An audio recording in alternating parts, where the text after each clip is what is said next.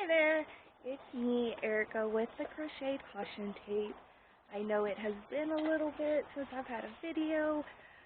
My area that I like to record in is outside, and it has been unbelievably hot the past couple months for me to record. So I have been trying to get an indoor area set up. It's not quite ready yet, but it's almost there. I'm excited to get back and tell you more stories about the creepiness, the true crime, the mysteries, all that good stuff that is the Crochet Caution Tape. Alright. So, a little PSA. Warning. This story does talk about SA, brutality, rape, just all kinds of not good stuff. If you are wondering what it is that I am crocheting, I honestly do not know. I only work on this whenever I'm working on a video, and I just keep going with it, see what it turns out to be. With that being said, let's get on with today's story. Today we are going to be discussing Josef Fritzl. Josef Fritzl was born in April of 1935 in Amsterdam. Percy, be good girl. Be good girl. Sorry. He was raised primarily by his mother. His father was an alcoholic who abandoned him and his mom whenever he was only 4 years old. Percy has her ball sitting right next to me. If you hear squeaks, that is what it is. So he was raised primarily by his mom, but he was terrified of her. She would beat him. He has been quoted as saying, "As a child, I always thought that I was unwanted. I never got a kiss from her, never a hug. Although I tried so hard, I was afraid of her, terribly afraid of her unpredictability, of her beating, and of her kneeling on me." Josef grew up and he married Rosemarie Fritzl in 1956, and their marriage lasted until 2012. How it lasted that long, I don't know, but hey, whatever floats your boat. Alright, so in August of 1984, Josef asked their daughter Elizabeth to help him put up a door in their basement, in their cellar. And she, of course, obliged and was like, "Okay, yeah, sure. I'll go help you, Dad." So she gets down there, they place the door on its hinges, get it secured. And as she turned to walk out of the cellar, Josef came up behind her and put a cloth over her mouth, which had likely chloroform on it, and it knocked Elizabeth out to where he drug her the rest of the way into the dungeon.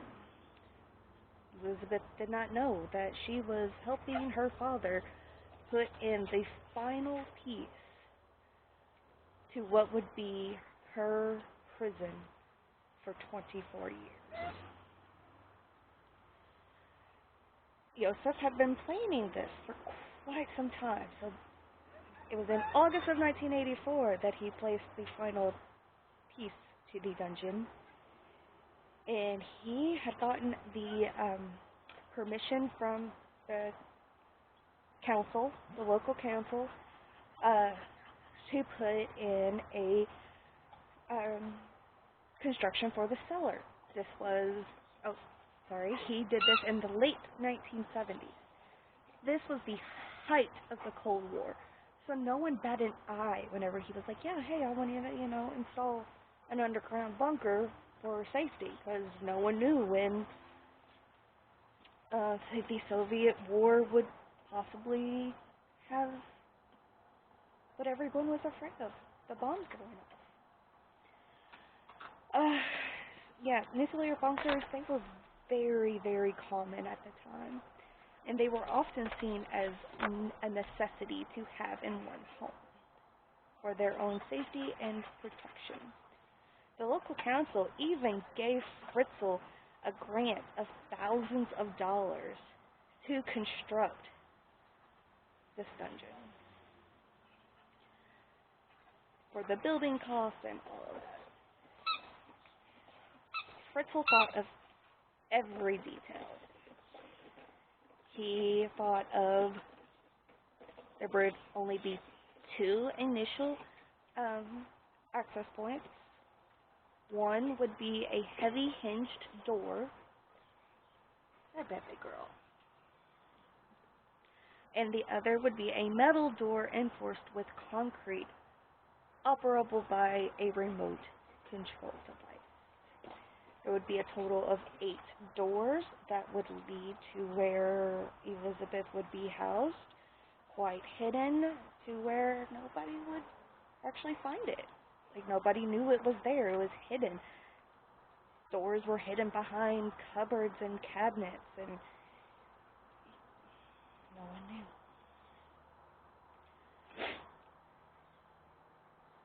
Oh, sorry. Got caught. Now, you may be asking, how did Elizabeth disappear for 24 years and nobody noticed? Elizabeth had ran away several times in her youth, and she had been brought home, like the police had brought her home, Josef had gone and got her. So, yeah, everybody was like, okay, it's normal for Elizabeth to run away. Whenever she disappeared, Josef would tell everybody that she ran off to join a cult sect.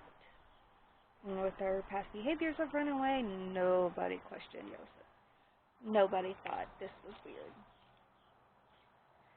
For the rest of the family, they would enjoy the back garden, having no idea of what lay beneath their feet. They had barbecues, they had parties. Josef even built a pool, not purely for enjoyment. That was an added bonus to him. But he did it so he could cover up the amount of dirt he was taking out of the cellar.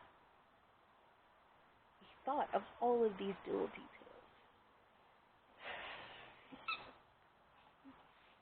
Now, all of these parties, all of these barbecues, all of the swimming parties, they were all well, Elizabeth was just feet below them.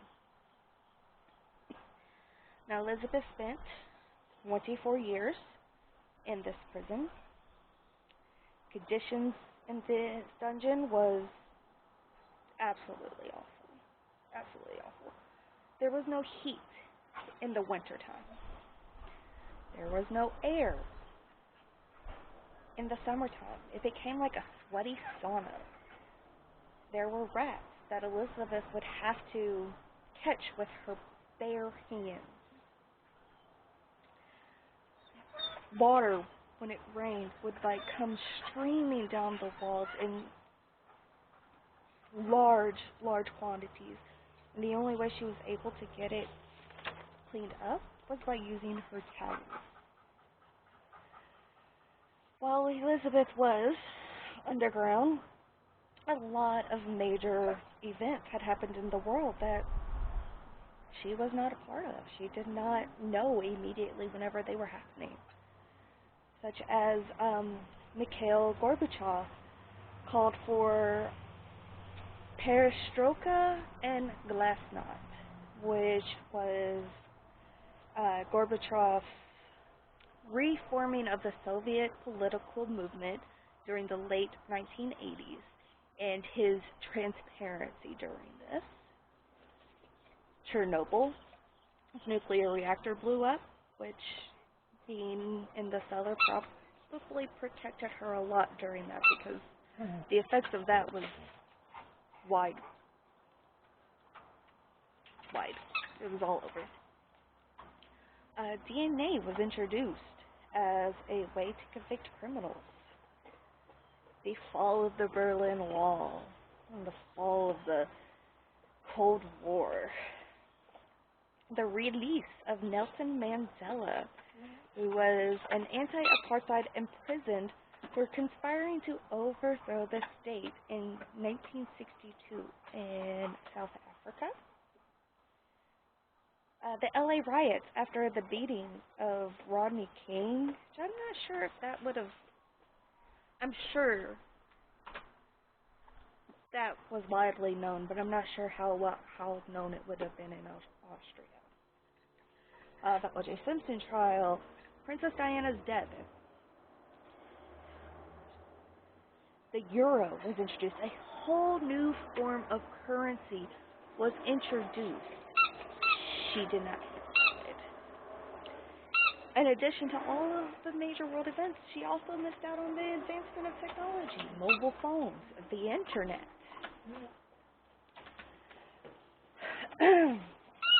So, the beginning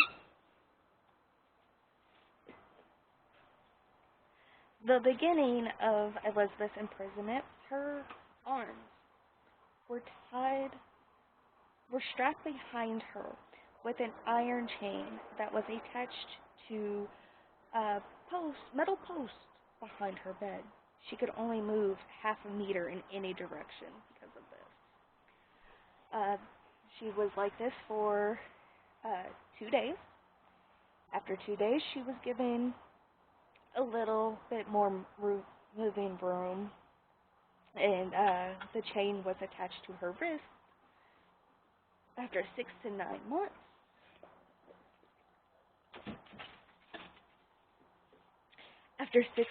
months, Fritzl removed the chain completely because, according to his indictment, it was hindering his sexual activity with his daughter.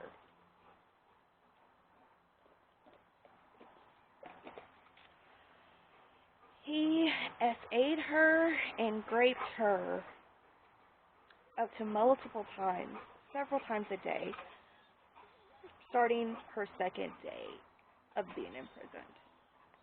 During the 24 years, this happened at least 3,000 times. And due to this, he fathered 7 children with his daughter. That get you had a rough childhood, but dude, this is not a way to act out on that.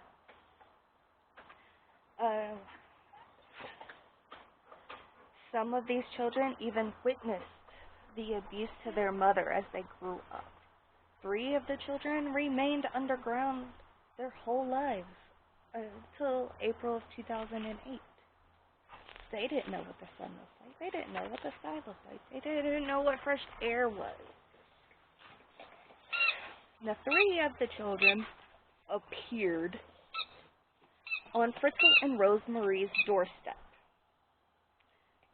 Fritzl told the community that Elizabeth dropped them there to be brought up as Josef and Rosemarie's own children. All without raising any bit of suspicion to Rosemary or Rosemarie or the authorities. Hey, we just found these kids on our doorstep with a note from Elizabeth, and nobody saw her drop them there.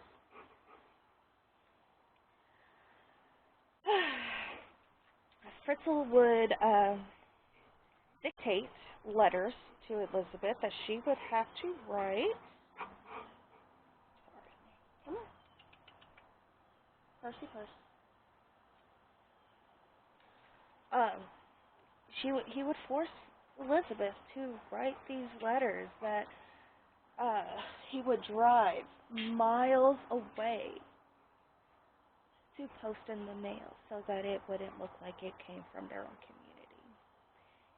He would make her say that she's doing well, she cannot take care of these children.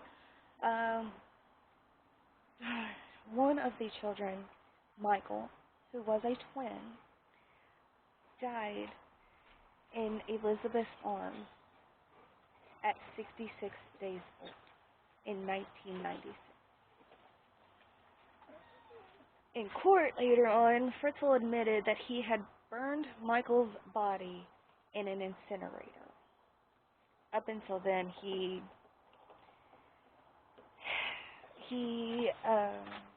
denied any kind of responsibility of murder through negligence.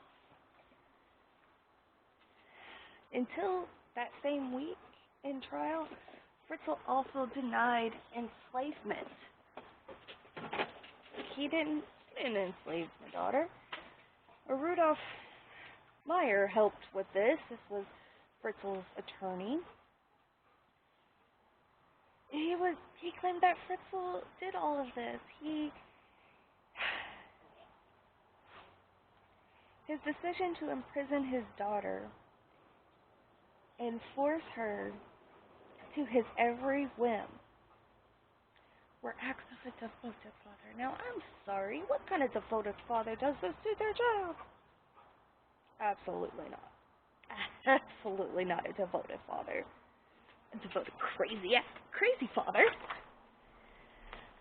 His original defense was Elizabeth was a wayward child, always getting in trouble and hanging out with the wrong crowd, often running away, and he wanted to protect her from continuing on this path that could lead her to many more bad decisions. To keep her away from the drugs, the drink, and the bad company. Mayer tried to paint Josef as a caring and devoted man because, he brought a Christmas tree down to the cellar. Oh, and he brought school books and an aquarium and even a canary. Okay, yes, he did end up bringing them a TV down there as well. But is that really caring? They can't go outside. They're imprisoned. He told them that there was a security measure installed to the door that if they tried to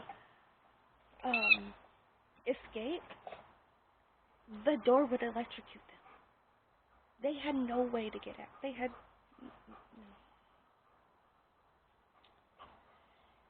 Fritzl would tell them, if you do not do as I say, your treatment will get worse, and you will not escape from the cellar anyway. He would beat her. He would kick her. He subjected her to humiliating essays and forced her to reenact scenes from violent porn. Yeah, this is a caring father. He's a devoted father. What are you talking about? Break the camera.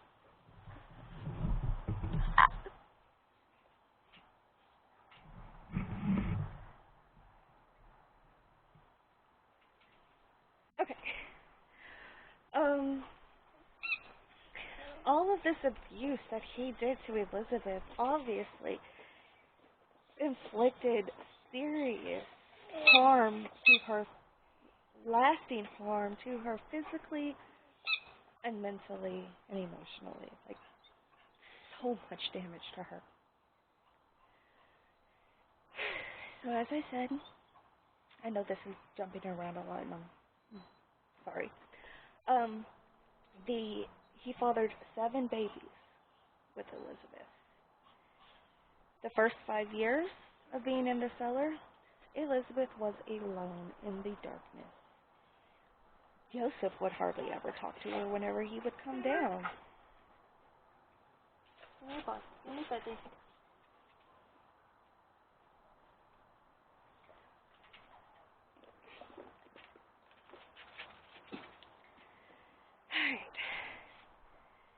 when she started to have the kids, she was horrified. He wasn't going to let her out to have big children in hospitals. Oh, no, no, no, no, no. He decided that she was going to do it on her own.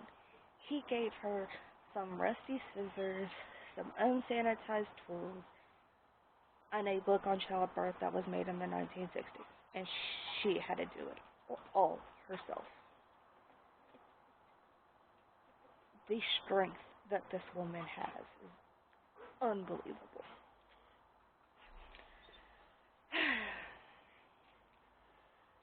So the indictment said that he told them, as in Elizabeth and children,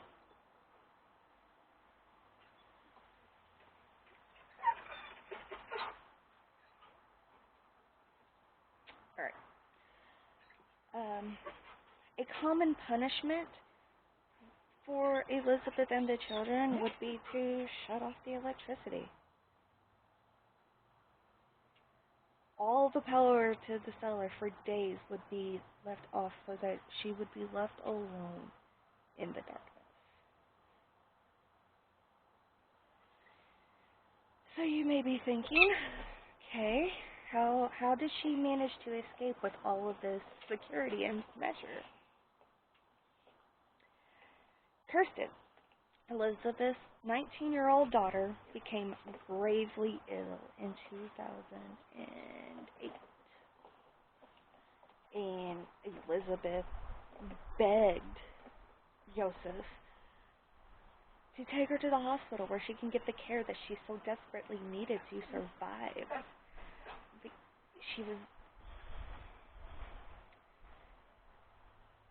He had never before shown so much mercy as he did in that moment. As he accepted and he took her to the hospital to get the care. When he took her to the hospital, the doctors were very suspicious, and they knew that there had to be some form of neglect going on because Kirsten was deathly pale. I mean, you can imagine somebody that hasn't seen sunlight at all in their entire 19 years of life, and she had bad teeth. As she was dying in intensive care, the hospital contacted the media. Many appeals were made to the media for Elizabeth to come forward, for the mother of Kirsten to come forward, to get any information that they can on her life, on her previous conditions, anything, in order for them to have any chance at all to save her life. Elizabeth and her two sons were watching this on the TV. In this chapter, she begged Fritzl to let her go to save her daughter. And Fritzl realized that he was losing his grip on the whole situation. I mean, he let one of them out to go to the hospital. His ability to take care of two families, one in the cellar that nobody knows about, and keeping that secret along with the family upstairs. His ability to do this was steadily reducing. He started to try to think of a plan that it could explain where Elizabeth had been in her all of a sudden return if he were to release her back into the world. He told the hospital that the family, he thought like, okay, so they just appeared on our doorstep. They appeared out of nowhere. They escaped from their sect. The doctors did not believe this. Not for a second. And whenever she got to the hospital, the police immediately removed Elizabeth away from Josef. The police threatened to charge her with child abuse because her daughter had clearly been neglected, and they They didn't know what had happened, so they were like, you are going to get charged with this. So Elizabeth told her story. She told of her 24 years in that cellar and everything that happened. But the only way she would tell them this is she had one condition. That she would never, ever have to see her father again. Fair. Fair. Fritzl was sentenced to life imprisonment in 2009 for incest, rape, coercion, false imprisonment, enslavement, and negligent homicide of one of his infant sons. So Fritzl is in jail. He changed his name to Meroff. He tried to play it off that he's suffering from dementia. There's no real signs of it. This could have been prevented. A year after Elizabeth was born, in 1967, Fritzl broke into a 24-year-old nurse's home in Linz and raped her by holding a knife to her throat. He had done this in the past when Elizabeth was just 1 year old and nothing happened. Elizabeth and her children all have new identities now, and they've been through enough in their life. They've had so much going on that if they are able to live a so-called normal life and be able to enjoy life, I'm not looking up pictures of them. I'm not looking up to see how they are. I am letting them be in their privacy and not let the world know who their secret identities are. Fritzl is at Stein, a high-security psychiatric prison in Krems on the river Danube. I did forget to mention one thing. One of his lawyer's defenses was, remember that canary I mentioned earlier? Oh, the air quality was just fine if the canary survived. So in the past, canaries have been used in mines and in potentially poisonous areas such as Chernobyl, any kind of nuclear radioactive area to detect if the air was okay, if the air was breathable and without being harmed. And if the bird started acting up and started chirping a lot and trying to escape, that was time for them to leave the area. And since the canary lived down there, the air was fine.